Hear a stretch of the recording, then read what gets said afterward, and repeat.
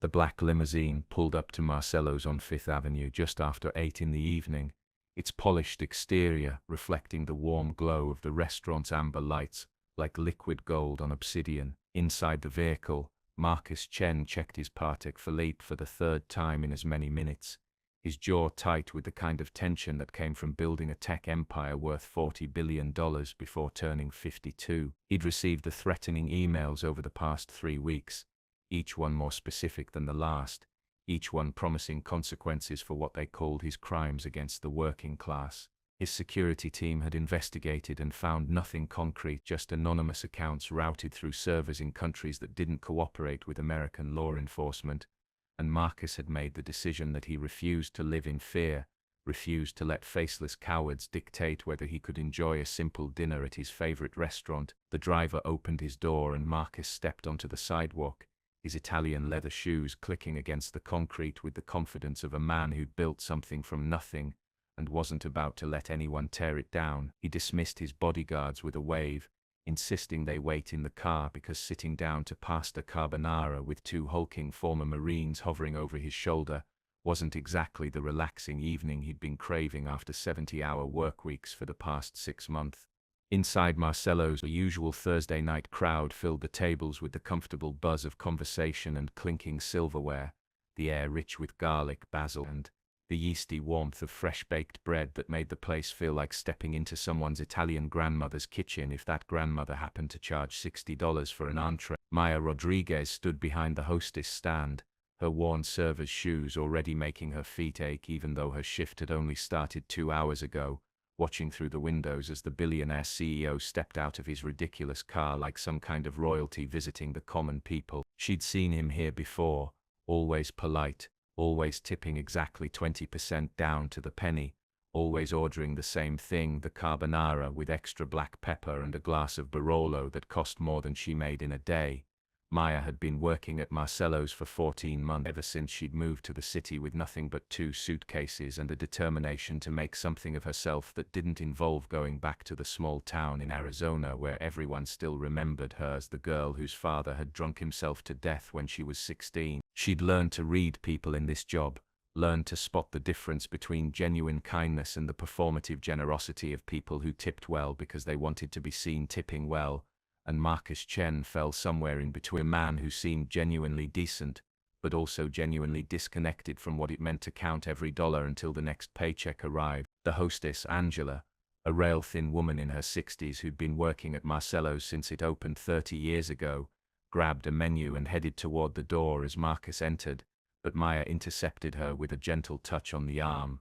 "I'll take him," she said. Angela raised an eyebrow but handed over the menu without comment, probably assuming Maya wanted the table because rich guys sometimes tipped more when served by younger waitresses, which was depressing but also true, often enough that Maya had stopped feeling guilty about using it to her advantage. She approached Marcus with her professional smile firmly in play, the one that said she was happy to serve you but also had 7 other tables and a kitchen that was running behind, and he looked up from his phone with that slightly startled expression people got when they'd been deep in their own world and suddenly remembered other humans exist. "Good evening, Mr. Chen," she said, because she'd learned his name from the reservation book and using it made customers feel recognized, feel special, feel like they mattered in this anonymous city where millions of people brushed past each other every day, without making eye contact. "Your usual table," he smiled, and it was a genuine smile, the kind that reached his eyes and created small lines at the corners that suggested he didn't do it often enough. "You remember," he said,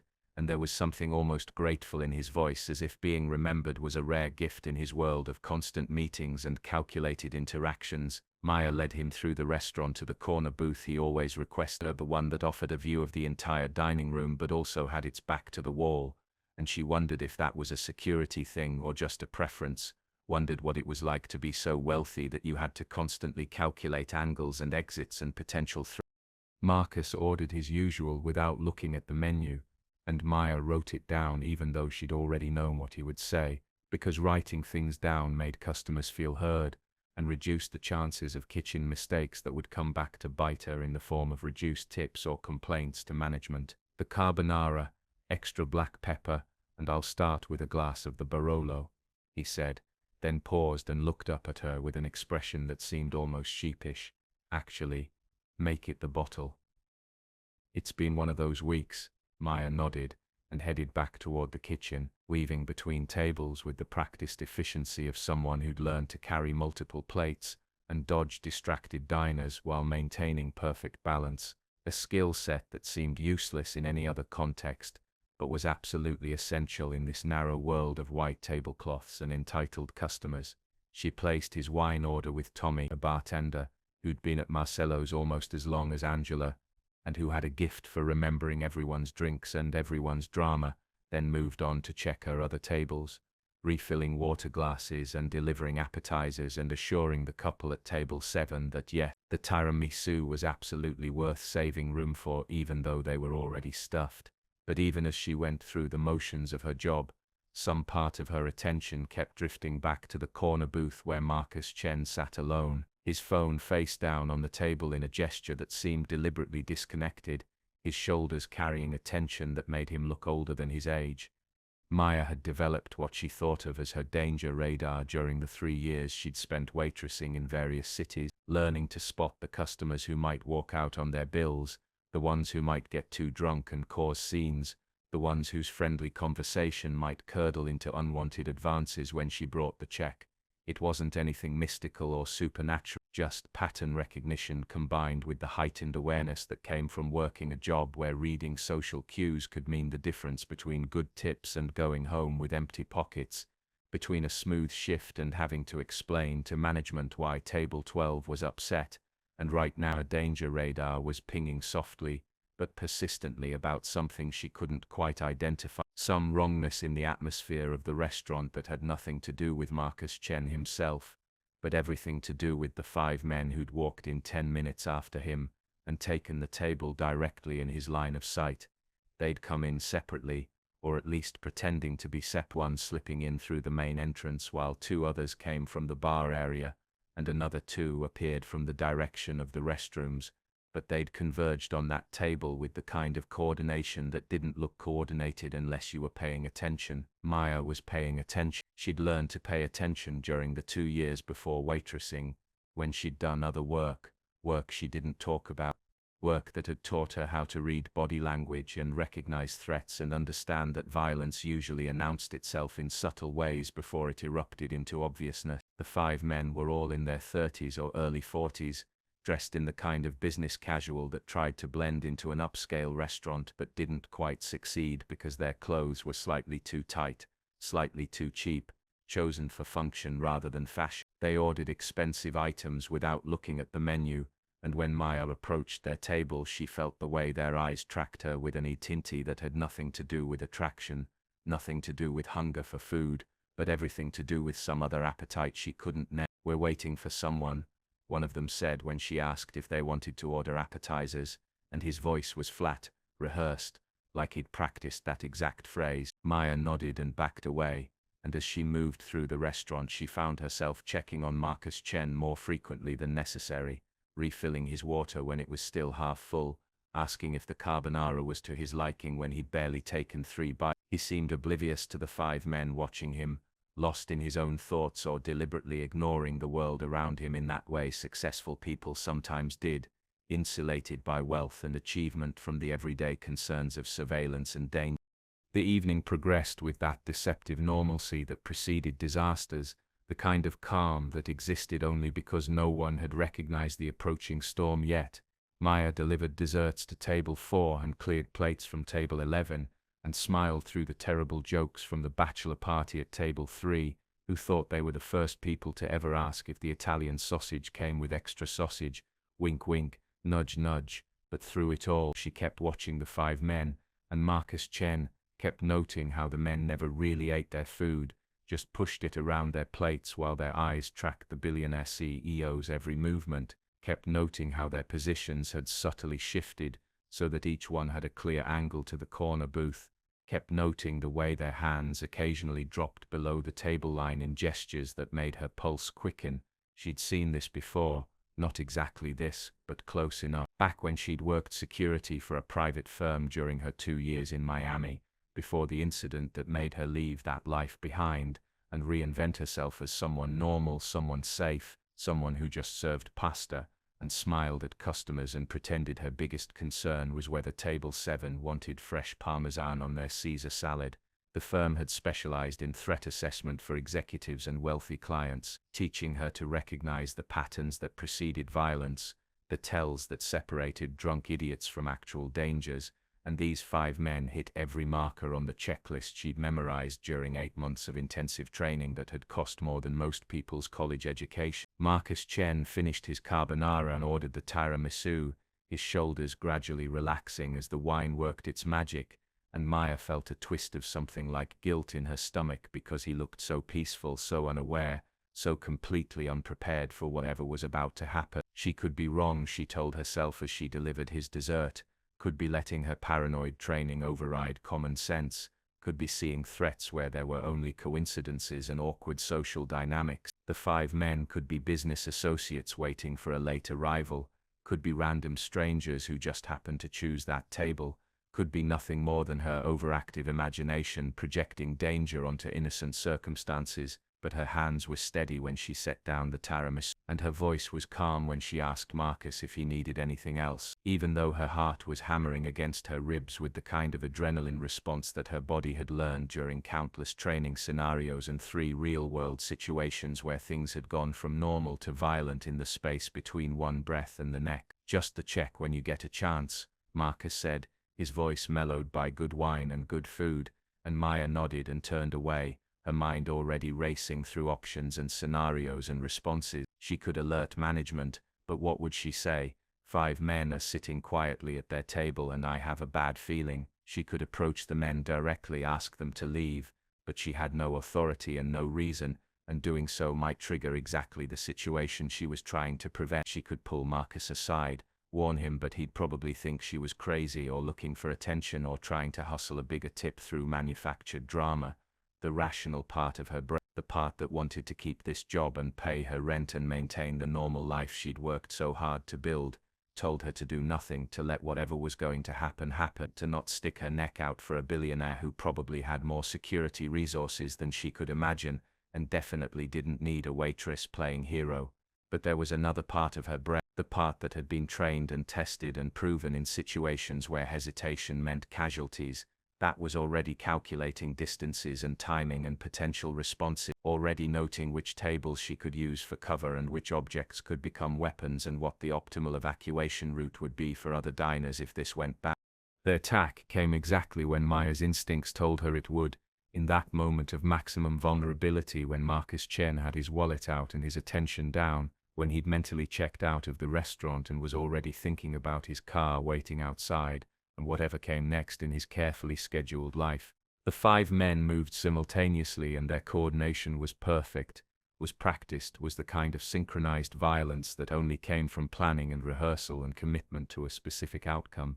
They rose from their table as one organism, chairs scraping back in a discordant chorus that cut through the comfortable restaurant ambiance like a knife through silk, and Maya saw the first man's hand disappear inside his jacket in a movement she'd been trained to recognize as a weapon draw, saw the second man pulling something from his pocket that glinted dully under the restaurant's warm lighting, saw the other 3 spreading out to cut off escape routes and create a perimeter that would prevent intervention. Everything slowed down in that strange way that time distorted during crisis moments, each second stretching out long enough for Maya to process multiple streams of information simultaneously. The distance between the attackers and Marcus Chen was approximately 15 feet. Their approach vector suggested they intended to box him into the corner booth. The other diners were just beginning to register that something was wrong but hadn't yet moved into panic mode. The kitchen door was 20 feet behind her, and management was nowhere visible. Calling for help would take too long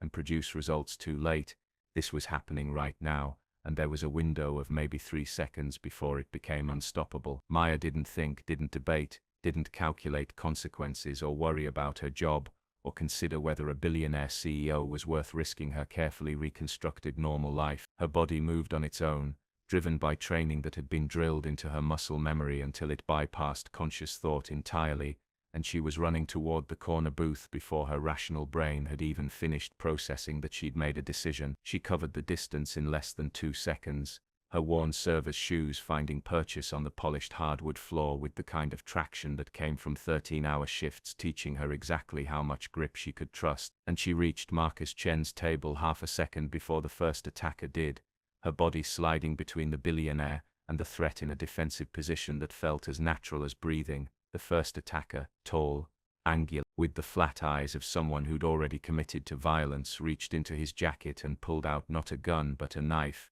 and Maya's training identified it immediately as a tactical folder with a 4-inch blade, designed for close quarters work, designed to slip between ribs and find vital organs with minimal resistance. He thrust forward with the weapon, and Maya deflected the strike with her left forearm, using his momentum against him while her right hand shot forward and drove her palm into his nose with enough force to make his eyes water and his grip loosen. The knife clattered to the floor and Maya kicked it under a nearby table in the same motion she used to pivot toward the second attacker, who'd pulled out what turned out to be brass knuckles and was already swinging toward her head in a wide arc that would have knocked her unconscious if it had connected. She ducked under the swing and drove her shoulder into his midsection, using his own forward momentum to send him stumbling backward into table 6, where an elderly couple had been enjoying their anniversary dinner before their evening got interrupted by sudden violence. The restaurant erupted into chaos around her, diners screaming and scrambling away from the corner booth, chairs falling and glasses shattering, and someone yelling to call the police. But Maya's focus narrowed to the 3 remaining attackers who were now spreading out to flank her, their expressions shifting from confidence to confusion to a harder determination that suggested they weren't going to let one waitress stop whatever they'd planned. The third attacker came at Maya from her left side while the fourth circled right, clearly trying to divide her attention and create an opening for the fifth man who was hanging back near Marcus Chen's booth like an executioner waiting for his moment. Maya's training kicked into a higher gear, drawing on 2 years of Krav Maga instruction and 1 summer spent learning Filipino martial arts from a former Special Forces operator who'd charged $500 an hour and been worth every penny. She let the left attacker commit to his approach, waited until he was inside her range, then executed a picture-perfect throat strike that sent him reeling backward with both hands clutching his neck and his eyes watering. The fourth attacker took advantage of her committed position and grabbed her from behind, his arms wrapping around her in a bear hug that would have been effective against someone who hadn't been trained specifically to escape holds and restraints. But Maya dropped her weight suddenly and twisted her hips, breaking his grip and creating enough space to drive her elbow backward into his solar plexus, with enough force to empty his lungs. He released her with a whooshing exhale and she spun away, her server's uniform now torn at the shoulder and her hair falling loose from its practical ponytail, looking less like a waitress and more like someone who'd spent years preparing for exactly this kind of situation. Marcus Chen stared at her with an expression that cycled through confusion and shock and disbelief, his expensive tiramisu forgotten on the table in front of him, his whole worldview clearly being recalibrated in real time as he watched his waitress systematically dismantle 5 attackers with the kind of precision that came from serious training and real experience. The 5th attacker, seeing his team falling apart,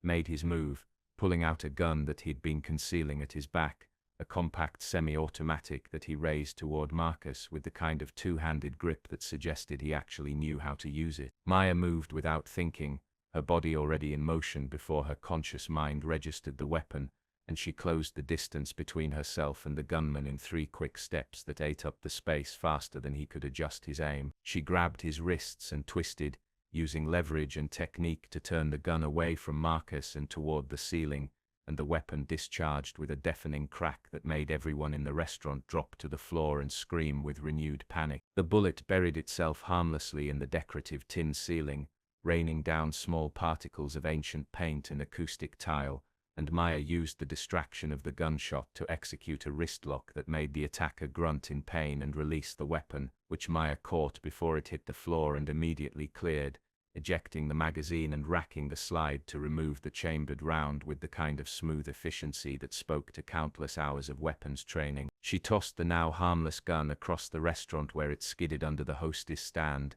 then turned her attention back to the 5 attackers who were now regrouping near the main entrance, nursing their various injuries and clearly recalculating whether pursuing this attack was worth tangling further with a waitress who fought like a trained professional. The first attacker, blood still streaming from his broken nose, locked eyes with Maya for a long moment, and she saw the calculation happening behind his gaze, saw him weighing commitment against survival, saw the moment he decided that whatever they were being paid wasn't worth dying over. He gestured to his team and they retreated toward the door in a disorganized scramble that looked nothing like their coordinated entrance, leaving behind dropped weapons and blood spatters and a restaurant full of witnesses who would never forget the night. 5 men tried to attack a billionaire and got stopped by a waitress with hidden skill. The silence that followed the attacker's retreat lasted maybe 5 seconds before it shattered into chaos, everyone talking at once, some people crying, others on their phones calling 911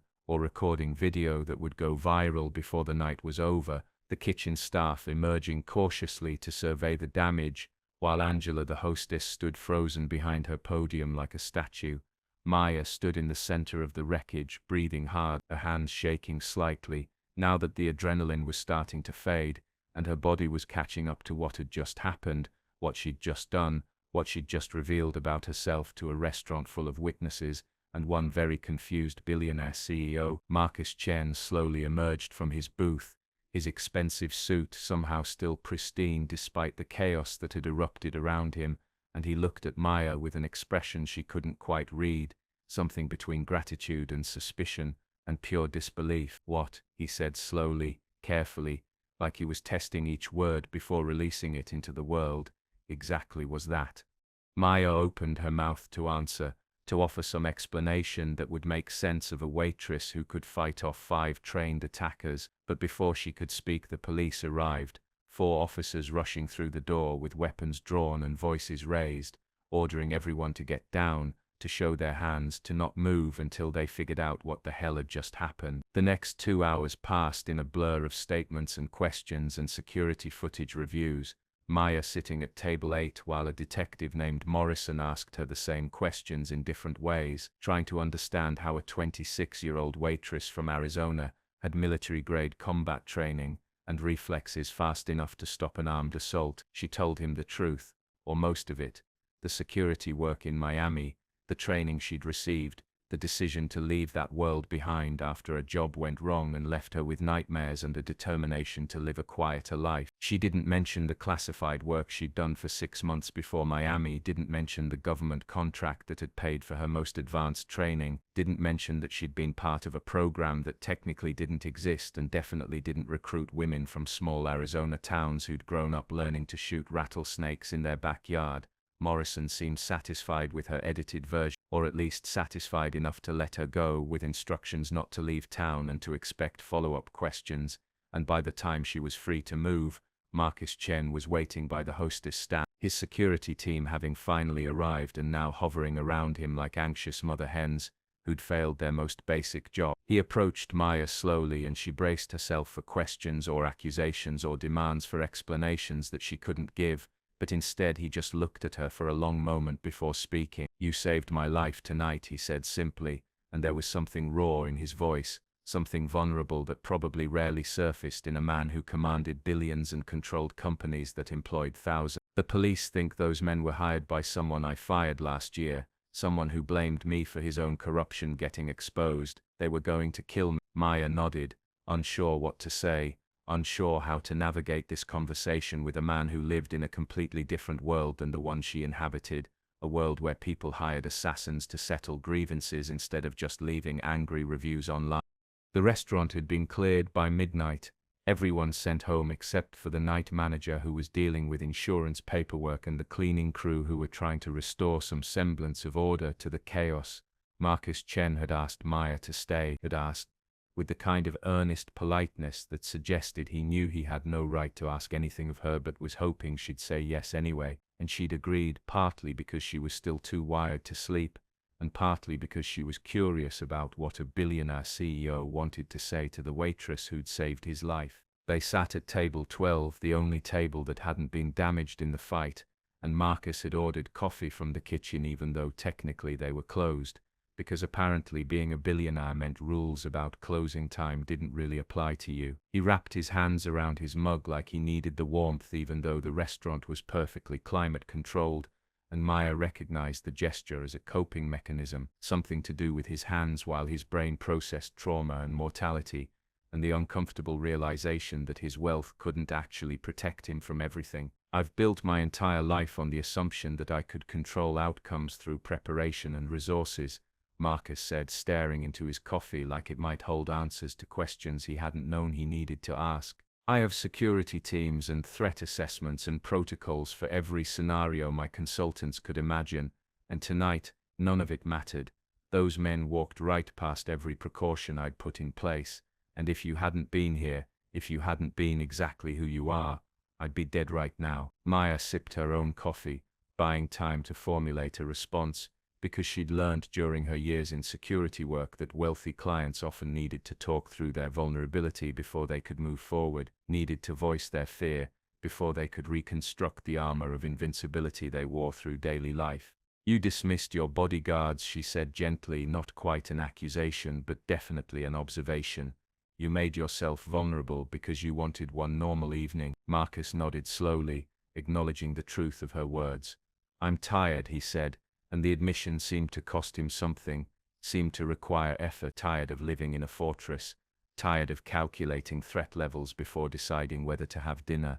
tired of treating every interaction as a potential security risk. I wanted to eat pasta and drink wine and pretend for 2 hours that I was just a regular person enjoying a meal. They sat in silence for a moment, the restaurant settling around them with small creaks and the distant hum of refrigeration units, and Maya found herself sympathizing with a billionaire, which felt strange and uncomfortable and somehow inevitable after the night they'd shared. I want to hire you,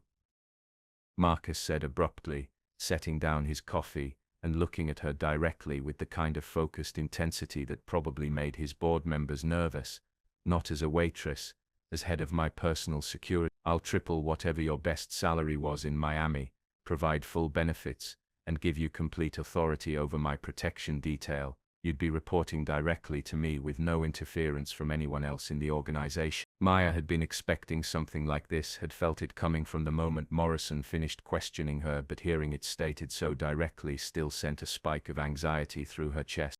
She'd left the security world for good reasons, had walked away from the adrenaline and the violence and the constant hypervigilance that made normal life feel impossible, had spent 14 months learning to sleep without nightmares, and learning to exist in spaces without automatically mapping exits and threat vectors. Taking Marcus's offer meant returning to that world, meant embracing the part of herself that she'd worked so hard to leave behind, meant accepting that maybe she'd never really been cut out for the normal life she'd been trying so hard to build. But sitting across from Marcus Chen in the wreckage of Marcello's, looking at the gratitude and hope and desperate need in his eyes, Maya felt something shift inside her, some recognition that maybe normal wasn't meant for everyone, that maybe some people were built for different purposes, that maybe her skills and training weren't things to be ashamed of or buried, but rather gifts that could be used to protect people who needed protecting. I need to think about it, she said finally, and Marcus nodded like he'd expected that answer, like he understood that decisions this big couldn't be made in the immediate aftermath of violence and trauma. He pulled out a business card, actual paper, not digital, which seemed charmingly old-fashioned, and wrote his personal number on the back. Take a week, he said, sliding the card across the table. Think about what kind of life you want to live, what kind of person you want to be, and then call me with your answer. He stood to leave, his security team materializing from wherever they'd been lurking to form a protective cordon around him, and he paused at the door to look back at Maya one more time. Thank you, he said simply, and then he was gone, stepping out into the early morning darkness toward his waiting limousine and his world of power and influence and carefully managed public image. Maya sat alone in the empty restaurant as the sun began to rise, painting the sky outside in shades of pink and gold, the city waking up around her with the indifferent momentum of 8 million people pursuing their own dreams and disasters and daily routines. She thought about the feel of her worn server's shoes and the weight of loaded trays and the satisfaction of good tips counted at the end of long shifts. She thought about the adrenaline surge of combat and the clarity that came from protecting people who needed protection and the bone-deep certainty that came from using skills she'd spent years developing. She thought about her small apartment in Queens and her non-existent social life and the careful normalcy she'd constructed like a shield against the chaos of her past. And she thought about Marcus Chen's face when he'd realized his precautions weren't enough, when he'd understood that death had been seconds away, when he'd watched a waitress transform into something else entirely to stand between him and violence. The business card sat on the table in front of her, crisp and white and heavy with possibility, and Maya picked it up slowly, feeling its weight, feeling the future it represented pressing down on her present with inexorable force. She didn't know yet what her answer would be, didn't know whether she'd call that number in a week to accept the offer or decline it, didn't know whether she was meant for a life of danger and purpose, or whether she should cling to the quiet normalcy she'd worked so hard to achieve. But as she stood and walked out of Marcello's into the dawn light, stepping over broken glass and overturned chairs and the scattered evidence of violence interrupted, Maya recognized that tonight had changed everything, had revealed something about herself that she couldn't unknow, had proven that you couldn't really escape who you were, no matter how hard you tried to become someone else. The city stretched out before her in the early morning light, full of possibility and danger, and millions of people who would never know that last night a billionaire's life had been saved by a waitress with hidden skills, and Maya walked into that city with her head up and her shoulders back, carrying the weight of her decision to come, like a promise she'd made to herself about the kind of person she was willing to become.